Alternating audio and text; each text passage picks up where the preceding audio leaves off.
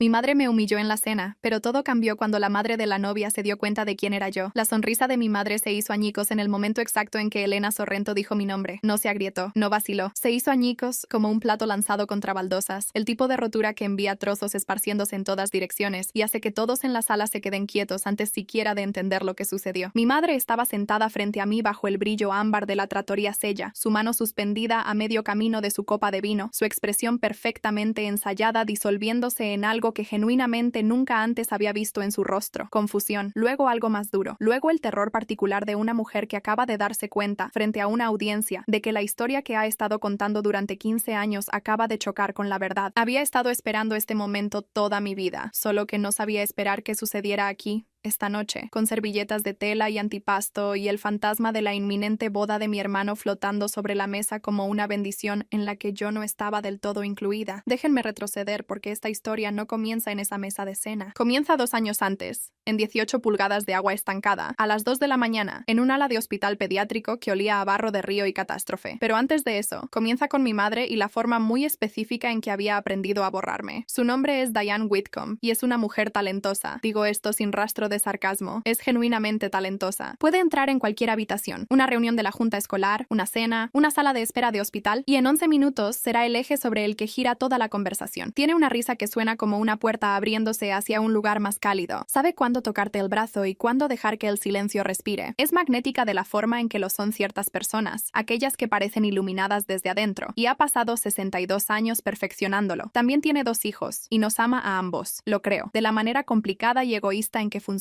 ciertos tipos de amor. Nos ama, solo que nos ama de manera diferente. Ellie es 3 años menor que yo y siempre ha sido, en la contabilidad específica de mi madre sobre el mundo, el que salió bien. Fue a Notre Dame con una beca parcial. Obtuvo una maestría en planificación urbana. Se casó con una mujer de una buena familia, o estaba a punto de hacerlo, por lo cual todos estábamos en la trattoria Sella un sábado por la noche en octubre, con los Sorrentos sentados al otro lado del mantel blanco frente a nosotros, y mi madre vistiendo el vestido azul medianoche que había comprado específicamente para este evento. Y luego estaba yo, Mara Whitcomb, 36 años, propietaria y operadora de Whitcomb Environmental Recovery, una empresa de remediación de desastres que construí durante 10 años, desde una operación de 2 camiones dirigida desde una unidad de almacenamiento en Naperville hasta un equipo de 40 personas con contratos en 6 estados del Medio Oeste. Limpiamos después de inundaciones, incendios, derrames químicos. Entramos cuando el agua retrocede y los ajustadores de seguros niegan con la cabeza y los propietarios de los edificios no saben por dónde empezar. Hacemos el trabajo que nadie quiere ver hecho, y lo hacemos rápido. Y lo hacemos bien. Mi madre lo llamaba una pequeña empresa de limpieza. Había estado llamándolo así durante 10 años, con el mismo tono gentil y apologético que podría usar para describir a un niño que había decidido convertirse en payaso. No cruel. Exactamente. Diane Whitcomb nunca fue lo suficientemente grosera como para ser abiertamente cruel. Era más la forma en que hablas sobre el pasatiempo de alguien cuando has acordado, en privado y sin decírselo, que no es un trabajo real. Mara tenía una beca completa para la Facultad de Derecho de Northwestern, decía, cuando alguien nuevo aparecía en el horizonte y el currículum familiar necesitaba recitación, pero decidió hacer lo suyo. Una pausa que duraba exactamente lo suficiente para decir, qué desperdicio sin decirlo. Siempre ha sido muy independiente. Independiente era la palabra que usaba en público. En privado, la palabra era terca. Había pasado 15 años absorbiendo la taxonomía específica de la decepción de mi madre, la forma en que suspiraba antes de presentarme a la gente, como si se estuviera preparando, la forma en que nunca, en 10 años de ser dueña de un negocio, me hizo una pregunta sustantiva sobre lo que realmente hacía, la forma en que cada reunión familiar encontraba la manera de incluir una comparación, el ascenso de Ellie, el condominio de Ellie, la próxima boda de Ellie con una mujer cuya familia poseía un grupo hospitalario regional que posicionaba mi vida como el control en un experimento que había salido ligeramente desviado. Había aprendido, con el tiempo, a no luchar contra ello en público. Luchar solo le daba material. Ella se suavizaba, parecía herida, decía algo como, solo quiero lo mejor para ti, y la sala se volvía contra mí cada vez. Había intentado la conversación directa, 2 veces, ambas desastrosas. La primera vez tenía 27 años y recién incorporada, y me había sentado frente a ella en la mesa de su cocina e intentado explicar, con calma y documentación, por qué lo que estaba construyendo Era real y valía la pena tomarlo en serio. Ella había llorado en 6 minutos. No un llanto calculado, no creo que fuera eso entonces, sino las lágrimas reflexivas de una mujer para quien la decepción y el amor se habían vuelto indistinguibles. Y mi padre apareció en el umbral y me dio la mirada que decía, «¿La has molestado?». Y la conversación terminó antes de comenzar. La segunda vez tenía 31 años, después de una reunión festiva particularmente vívida en la que me había presentado a los nuevos colegas de mi padre como la hermana mayor de Ellie. Ella hace trabajo ambiental, no inexacto pero despojado de todo lo que le daba significado, y la había llamado al día siguiente con el lenguaje cuidadosamente compuesto de alguien que había ensayado sus puntos en el camino. Ella me dejó terminar. Luego dijo muy gentilmente, «Solo no quiero que sientas que tienes que defenderte ante mí. Soy tu madre, estoy de tu lado». Y luego pasó a preguntar sobre la renovación del apartamento de Ellie, y me quedé sentada en mi coche después durante 20 minutos escuchando el sonido de mi propia respiración. Había intentado la indiferencia alegre, la evitación táctica, el silencio estudiado que esperaba comunicara «me niego a interpretar esto contigo», sin activar todo el aparato dramático. Nada funcionó, porque la historia no era para mí, nunca lo había sido. La historia era para la audiencia, y mi madre siempre tenía una audiencia. La audiencia cambiaba, pero la historia no. Un vecino que preguntaba por sus hijos, la esposa de un colega en una fiesta navideña, una mujer nueva en su club de lectura que cometía el error de preguntar por mi carrera en presencia del duelo curado de mi madre. 15 años de la misma historia, refinada a una especie de arte, lo suficientemente específica como para escocer, lo suficientemente vaga como para evitar discusiones, entregada siempre en el registro del amor en lugar del juicio, de modo que el objetivo quedaba en la peculiar posición de haber sido disminuida públicamente por alguien que podía afirmar creíblemente que no tenía intención de hacerlo. Esta noche, la audiencia eran los Sorrento. Vincent y Elena Sorrento eran, desde fuera, exactamente el tipo de personas a las que mi madre más quería impresionar. Vincent había construido un imperio de construcción en los suburbios del sur. Elena estaba en 4 juntas directivas sin fines de lucro, y recientemente había sido nombrada para la Comisión de Supervisión Hospitalaria de la ciudad. Su hija Claire estaba completando su beca de cardiología en Northwestern. Eran, según las métricas internas precisas de mi madre, una familia que había hecho todo correctamente, y ella había pasado 3 semanas preparándose para esta cena con la atención al detalle de alguien que prepara una sesión de fotos. Había sabido de esta cena durante un mes. También había sabido, de la forma abstracta en que sabes cosas sobre personas que en su mayoría has logrado evitar, que Claire Sorrento existía, y que Ellie había estado con ella durante 2 años, y que esta noche era una formalidad que conducía a una boda que haría a mi madre extremadamente, públicamente feliz. Lo que no había sabido, lo que no se me ocurrió verificar porque ¿por qué se me habría ocurrido verificar? Era quiénes eran los padres de Claire Sorrento. Me enteré a las 6:47 p.m., cuando entré en la trattoria Sella y vi a Elena Sorrento levantarse de su silla al otro lado de la mesa. La reconocí de inmediato. No olvidas un rostro que viste en un pasillo de hospital a las 7 de la mañana, después de haber estado despierta durante 31 horas, de pie en un pasillo que 3 semanas antes había sido intransitable bajo 2 pies de agua de inundación contaminada, y ese rostro te miró con algo que era casi demasiado cansado para la gratitud, pero que lo era de todos modos. Elena también me reconoció a mí. Vi cómo sucedía, la microexpresión, el ligero ensanchamiento de los ojos, la recalibración de medio segundo antes de que ella se acomodara de nuevo en la versión pulida de sí misma de la cena. Le dio la mano a mi madre, le dio la mano a mi padre, abrazó a Ellie, y luego me miró a mí, y su mano sostuvo la mía un latido más de lo necesario. Y entendí, con una certeza que se asentó en mi esternón, que ella estaba esperando a ver cómo jugaría esto. Así que lo jugué con calma, como siempre lo jugaba. Nos sentamos. Llegó el pan. Mi padre pidió un Barolo sin mirar el precio, que es algo que solo hace cuando quiere causar una impresión. Ellie y Claire ya estaban cómodos el uno con el otro en esta mesa. La taquigrafía fácil de 2 personas que ya han decidido todo lo importante. Pasaron el aceite de oliva y terminaron las frases del otro, y fue, genuinamente, muy dulce. Helena y Vincent hicieron preguntas sobre el vecindario de mis padres, sus planes de viaje, sus opiniones sobre el restaurante que mi madre había elegido. Mi madre manejó todo esto maravillosamente. Estaba en su elemento, interesada,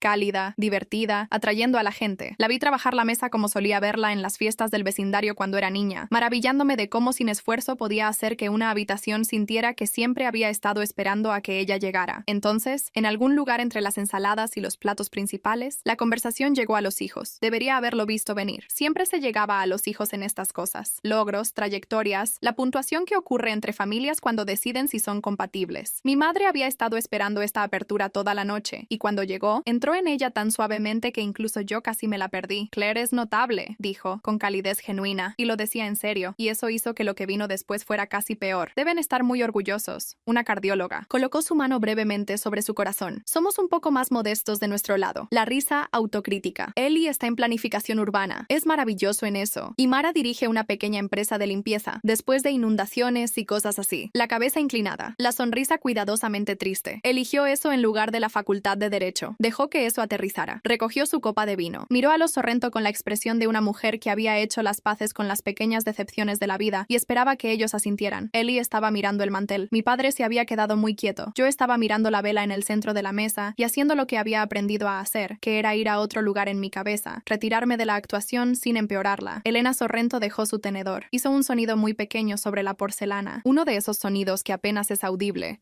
Y sin embargo, de alguna manera silencia una habitación. Miró a mi madre con una sonrisa que estaba perfectamente construida y que no llegaba a sus ojos. Lo siento, dijo. Dijo Mara Whitcomb. Mi madre parpadeó. Sí, eso es correcto. Elena se volvió hacia mí entonces, lentamente, de la forma en que la gente se gira cuando está a punto de decir algo que quiere que todos en la mesa escuchen. ¿Eres la Mara Whitcomb que dirigió la remediación del huracán Iris en el St. Catherine's Pediatric? La mesa se había quedado muy silenciosa. Miré a Helena. Sí, dije. Esa soy yo. Lo que sucedió a continuación tomó unos 30 segundos, y pasaré el resto de mi vida repitiéndolo. Elena Sorrento se volvió hacia mi madre. No alzó la voz, no actuó. Simplemente habló en el registro directo y medido de una mujer que preside comités de supervisión hospitalaria y está acostumbrada a decir cosas difíciles con claridad. Señora Whitcomb, dijo, su hija salvó mi hospital. Esto es lo que mi madre no sabía sobre el huracán Iris, porque nunca se lo había contado. Sabía que había habido un huracán, una categoría 2 que tocó tierra a finales de agosto, y avanzó hacia el norte con una terquedad inusual, dejando caer 12 pulgadas de lluvia sobre Chicago en 48 horas, antes de que el Servicio Meteorológico Nacional supiera qué decir al respecto. Sabía,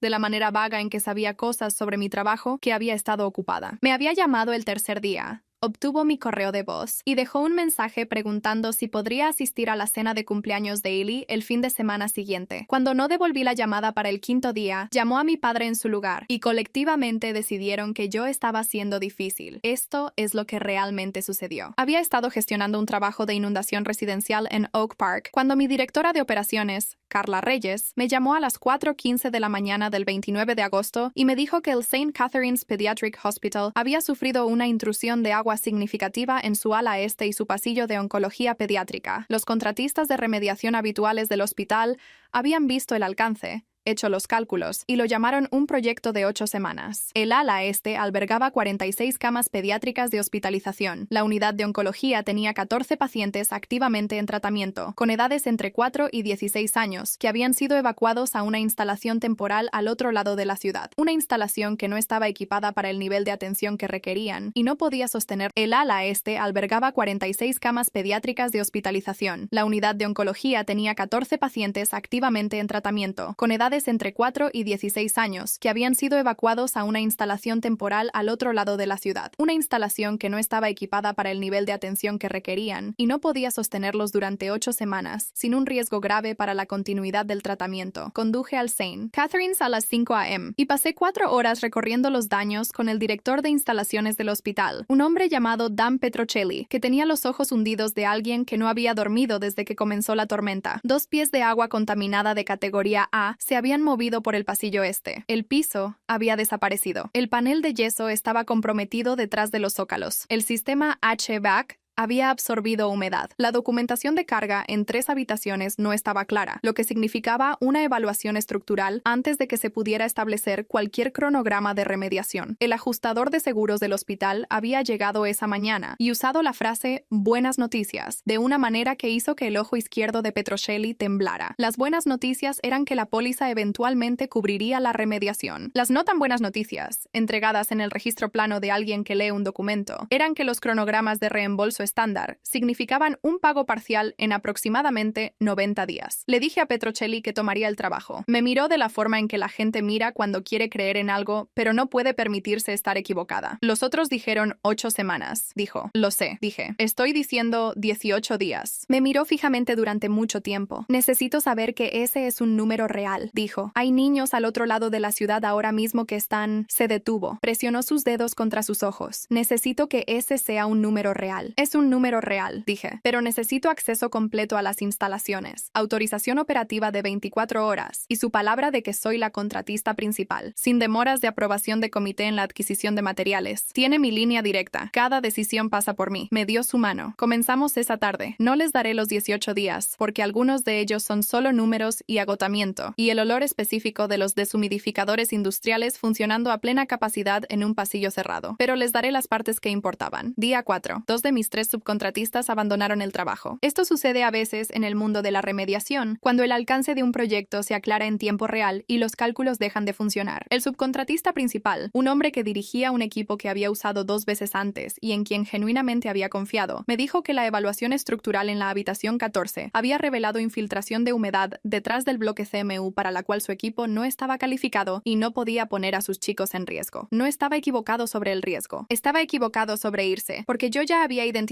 la solución, que era un sistema de inyección de membrana que su equipo no podía manejar, pero el mío sí. Se fue de todos modos. Se llevó a su equipo a las 3 p.m. Llamé a Carla, quien llamó a nuestro equipo secundario en Rockford. Llegaron a las 9 p.m. Perdimos 6 horas. Día 7. Hubo una segunda tormenta de lluvia. No un huracán. Solo clima, del tipo ordinario del medio oeste, pero golpeó mientras teníamos 3 habitaciones en medio del secado estructural con paredes de cavidad expuestas, y las lecturas de humedad que habíamos reducido durante 6 días amenazaron con revertirse en cuestión de horas. Estuve en el sitio hasta las 2 a.m., sellando barreras temporales de humedad mientras mi equipo operaba unidades de deshumidificación adicionales que habíamos obtenido de una empresa de alquiler en Indianápolis a $700 al día, porque era la única forma de mantener las ganancias que habíamos hecho. Pagué eso con capital operativo, porque esperar la aprobación de adquisiciones nos habría costado 2 días y no tenía 2 días. Día 9. Elena Sorrento apareció en el pasillo este a las 7 a.m. Para entonces ya sabía quién era. Petrocelli me había dicho que ella estaba en la junta de supervisión del hospital y que tenía un interés particular en el ala pediátrica, porque su propio nieto había sido tratado allí 3 años antes. Había estado recibiendo informes de progreso diarios, dijo, y había pedido hacer un recorrido. Recorrió el lugar con Petrocelli y una mujer que reconocí como la directora médica del hospital, la doctora Yolanda Braschi, una mujer alta con rastas con hilos plateados que hacía preguntas precisas y técnicamente sofisticadas y escribía cosas en un cuaderno con una pluma estilográfica. Elena recorrió el pasillo en silencio, mirando las lecturas de secado en los gráficos de la pared, mirando las cavidades selladas en la habitación 14, mirando a mi equipo moverse eficientemente por el ala este, con la tranquilidad enfocada de personas que saben exactamente lo que están haciendo. Al final del pasillo se detuvo y se volvió hacia mí. ¿Qué tan lejos estás del presupuesto original? Dijo. Por delante, dije. Aproximadamente 3 días. Me miró por un momento. ¿Es ese un número real? Casi sonreí. Es un número real. Me dio la mano, y no fue el gesto pulido de un miembro de la junta realizando gratitud. Fue el apretón de alguien que ha aprendido durante una larga vida a tomar la medida de una persona rápidamente y acababa de llegar a su conclusión. Le devolviste a estas familias su tiempo, dijo. Terminamos el día 17, un día antes de los 18 que había prometido. Los pacientes de oncología pediátrica regresaron al St. Catherine's el 17 de septiembre. Sé esto porque Petrocelli me llamó esa mañana, y su voz al teléfono era la voz de un hombre que había estado cargando algo muy pesado durante 3 semanas y acababa de dejarlo. Estaba en un estacionamiento en Evanston, comiendo un sándwich de desayuno de gasolinera y respondiendo correos electrónicos. Le agradecí y conduje a mi siguiente trabajo. No le conté nada de esto a mi madre. No se lo conté a nadie de mi familia. Nunca lo publiqué en redes sociales. No es el tipo de trabajo que se anuncia a sí mismo. Es el tipo de trabajo que simplemente se hace, y las únicas personas que conocen la forma real de él son las que estuvieron allí. Mi madre no tenía idea de que la mujer sentada frente a ella al otro lado del mantel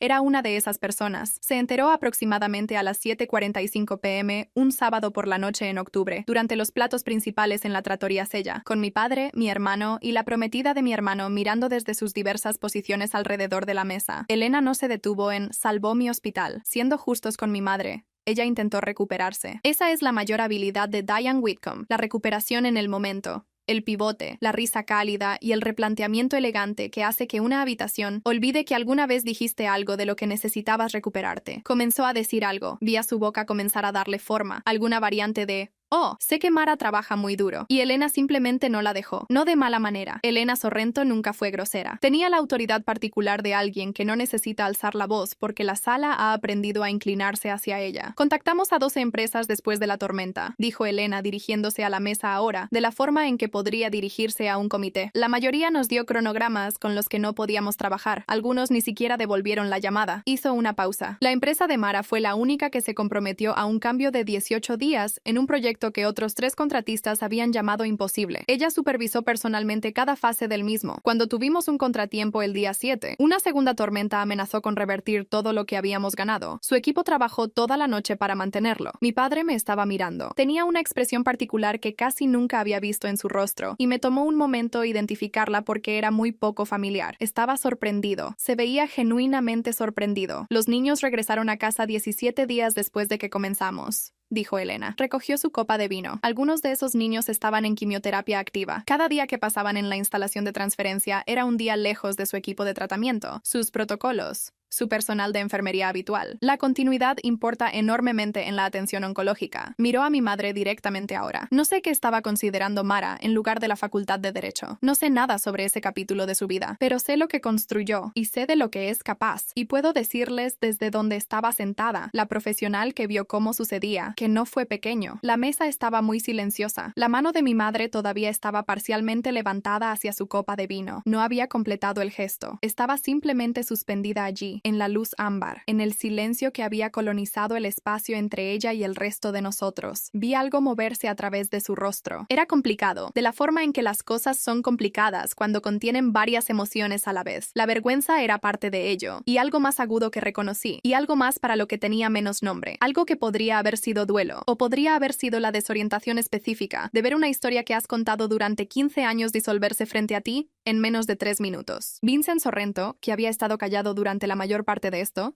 dejó su copa. ¿Cómo es la empresa ahora?, me preguntó. Solo a mí, directamente, y se lo conté. 40 empleados, huella en 6 estados, contratos con 3 sistemas hospitalarios regionales y una asociación municipal de gestión de emergencias en el condado de Cook. Ingresos que nombré, porque preguntó, y porque ya estaba harta de interpretar la pequeñez para personas que no merecían mi silencio. Asintió lentamente. ¿Financias tú misma las brechas de capital? Cuando las demoras en las adquisiciones no cubren los gastos de emergencia? Cuando tengo que hacerlo, dije. Miró a Elena. Algo pasó entre ellos que no pude leer completamente. Entonces Elena se volvió hacia mí. ¿Quién hace tu cobertura de responsabilidad?, preguntó, en el tono específico de alguien que está haciendo una pregunta que suena procesal, pero es en realidad algo completamente distinto. Se lo dije. Asintió. No escribió nada, pero vi que lo archivaba en algún lugar interno. La doctora Braschi, la directora médica del hospital, quien más tarde aprendería que también estaba en 2 de las juntas sin fines de lucro de Elena, había guardado discretamente su teléfono en algún momento durante el relato de Elena sobre la remediación y simplemente había estado escuchando, de la forma concentrada de alguien que recalibra su evaluación de algo en tiempo real. El problema estructural que mencionó, dijo la doctora Braschi. Habitación 14.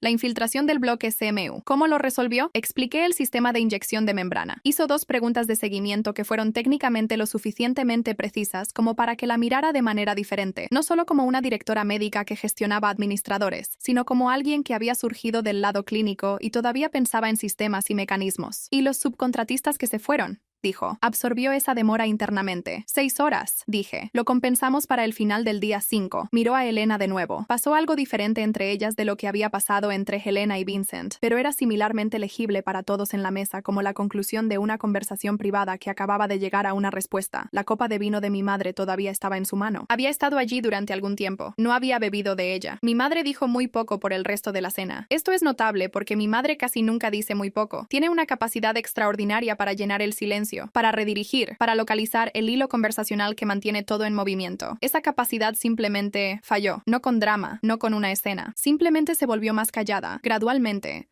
durante la hora y media restante de esa cena, hasta que estuvo mayormente sentada con su vino y su postura cuidadosa, y la expresión de alguien que hace una contabilidad interna muy precisa. Ellie me encontró en el pequeño vestíbulo del restaurante mientras buscaba mi abrigo. Mara, dijo. Lo miré. Es 3 años menor que yo y siempre ha sido bajo ciertas luces. El más fácil. No porque sea débil. Ellie no es débil, sino porque aprendió temprano cómo moverse a través del mundo de nuestra madre sin fricción, y yo nunca lo hice del todo. Él había elegido el cumplimiento, y yo había elegido alejarme, y cada uno de nosotros había pagado el costo específico de nuestra elección, y nunca habíamos hablado de ello directamente. Me estaba mirando ahora con una expresión que no había visto en él desde que éramos niños, algo abierto e incómodo y real. No lo sabía, dijo, sobre el hospital. Sé que no lo sabías. ¿Por qué no nos lo dijiste? Me puse el abrigo. Porque no era para ustedes, dije. Era para los niños en esa ala. Se quedó callado por un momento. Ella no va a decir nada, dijo, y supe que se refería a nuestra madre. Ella no va a... ¿La conoces? No va a poder hablar de esto directamente. Lo sé. Pero algo cambió esta noche. Lo sentí. Lo sé, dije de nuevo. Me atrajo hacia un abrazo, brusco y un poco torpe, de la forma en que Ellie abraza cuando siente algo demasiado grande para su compostura habitual. Lo dejé. Lo siento, dijo suavemente, por no decir algo antes, en las cenas, cuando ella se detuvo. Debería haber dicho algo. Sí, dije. Deberías haberlo hecho. Nos quedamos allí en el vestíbulo por un momento. Ella se va a casar pronto, dije finalmente. Claire es maravillosa. Lo digo en serio. Se rió, un poco húmedo. Lo es. Entonces enfoquémonos en eso, dije. Dejemos que sea bueno. Asintió. Regresamos adentro. Mi madre me encontró al salir del restaurante. No dramáticamente. No me apartó ni me agarró del brazo. Simplemente se puso a mi paso al lado de la acera, mientras Vincent y Ellie buscaban los autos y Elena le decía algo a Claire junto a la puerta. Y por un momento fuimos solo nosotros dos en el aire de octubre, bajo el toldo del restaurante, con el sonido ambiental de una manzana de ciudad de sábado por la noche, moviéndose a nuestro alrededor. Mara, dijo. La miré. Ya no llevaba puesta la cara de la cena, con el sonido ambiental de una manzana de ciudad de sábado por la noche, moviéndose a nuestro alrededor. Mara, dijo. La miré. Ya no llevaba puesta la cara de la cena. La actuación se había cerrado silenciosamente en algún momento de los últimos 20 minutos, y lo que había debajo era más vieja, cansada, algo que no veía a menudo en mi madre porque trabajaba muy duro para evitar que yo lo viera. No lo sabía, dijo. Sé que no lo sabías. Quiero decir, se detuvo. Sus manos subieron ligeramente y luego cayeron. Quiero decir sobre nada de eso. El alcance de lo que haces. No lo sabía. Me quedé allí en la acera y miré a mi madre. Y pensé en 15 años de llamadas telefónicas dominicales. Pensé en cada mesa de cena, cada persona nueva a la que ella había presentado su versión de mí, cada vez que me había sentado en mi coche en un estacionamiento después, y respirado a través de ello hasta que pude conducir de nuevo. Pensé en 18 días en un pasillo de hospital destrozado por una inundación y el olor específico del equipo de secado industrial y el pasillo pediátrico finalmente limpio, finalmente sellado, finalmente listo. Pensé en lo que significaba que ella no lo hubiera sabido y traté de ser justa sobre cuánto de eso era su fracaso y cuánto era el mío, la forma en que había amurallado mi trabajo de mi familia años atrás, no por modestia, sino por protección. Si ellos no sabían los detalles, no podían reducirlos. Si el trabajo existía solo en mi vida y no en la de ellos, permanecía entero. Me había protegido desapareciendo, y al desaparecer, le había entregado el espacio vacío para llenar con la historia que ella prefería. No estaba lista para disolver 15 años esta noche. No estaba construida para ese tipo de reconciliación cinematográfica, el abrazo lloroso en el estacionamiento del restaurante que resuelve todo y envía a todos a casa más ligeros. Pero también estaba cansada del peso de ello, de llevar el silencio tanto tiempo que se había convertido en un segundo cuerpo. Sé lo que es mi empresa, dije finalmente. Siempre lo he sabido. Ella me miró. Lo sé, dijo, y su voz era diferente. Más baja, despojada de actuación, pequeña de una manera que casi nunca se permitía ser. He estado contando una historia durante mucho tiempo. Sí, dije, lo has hecho. Un taxi pasó por la calle. La luz del toldo del restaurante zumbaba débilmente sobre nuestras cabezas. Me gustaría saber, dijo ella, sobre lo que haces, sobre la versión real de ello. La miré por un largo momento. Entonces pregúntame, dije, no esta noche, pero en algún momento. Pregúntame de verdad y te lo diré, asintió. Sus manos estaban cruzadas frente a ella de una manera que la hacía parecer, por solo un momento, como la mujer que era antes de convertirse en la actuación, como alguien que ha pasado mucho tiempo haciendo algo habitual y acaba de notar, claramente, que el hábito le ha estado costando algo. No sé qué hará con eso. No sé si me llamará, o si en 2 semanas la historia se volverá a ensamblar silenciosamente, y la próxima persona nueva escuchará la misma versión, ligeramente ajustada. Conozco a mi madre, y sé que el cambio en ella es lento y oblicuo y frecuentemente indistinguible del reordenamiento de los muebles. Pero también sé lo que sucedió en esa mesa esta noche. Sé el momento en que Elena Sorrento dejó su tenedor y se volvió hacia mi madre con su sonrisa perfectamente construida y dijo Mara Whitcomb, sé lo que se sintió al sentarme en una habitación donde alguien finalmente, sin agenda, sin esfuerzo, simplemente por la precisión llana de su propia experiencia, contó la verdadera versión de quién era yo. No arregló nada. La justicia rara vez arregla las cosas. Solo las recalibra, desplaza el peso, te deja ponerte un poco más recta. Pero les diré esto. Conduje a casa por la 294 Norte con las ventanillas bajadas a pesar del frío, solo, porque necesitaba el aire, y en algún lugar pasando la salida Touhey, me di cuenta de que lo que había estado cargando durante 15 años, esa versión pequeña, manejable y vergonzosa de mí misma que mi madre había construido y mantenido y entregado a cada persona nueva que entraba en su órbita, había dejado de sentirse como mía. Había sido de ella todo el tiempo. Yo solo había sido la que lo cargaba. Lo dejé ir a unos 70 millas por hora en una noche de miércoles en una carretera de Illinois, y la carretera se extendía frente a mí, abierta y sin testigos, y bajé más las ventanillas, y conduje. 3 meses después, Elena Sorrento llamó directamente a mi oficina. Estaba reuniendo un consorcio de preparación para emergencias, 6 sistemas hospitalarios regionales coordinándose en protocolos de respuesta a desastres. Había hablado con Petrocelli. Había hablado con el director de gestión de emergencias del condado de Cook. Quería saber si Whitcomb Environmental Recovery estaría interesada en una asociación formal que incluiría estatus de proveedor preferente, acuerdos de movilización anticipada y consultas trimestrales de preparación. Era la oportunidad de contrato más grande que nos habían ofrecido jamás. Le dije que haría que mi directora de operaciones enviara nuestra documentación de capacidades y programaríamos una llamada. Luego me senté en mi oficina durante unos 45 segundos. Luego llamé a mi madre. Le había prometido una conversación real. Y cumplí mis promesas. Contestó al segundo tono, y cuando dije, quiero contarte lo que realmente hago, ella dijo, está bien, con una voz que era tranquila y cuidadosa e intentándolo. Es un comienzo. Eso es lo que tengo para ustedes. Es un comienzo.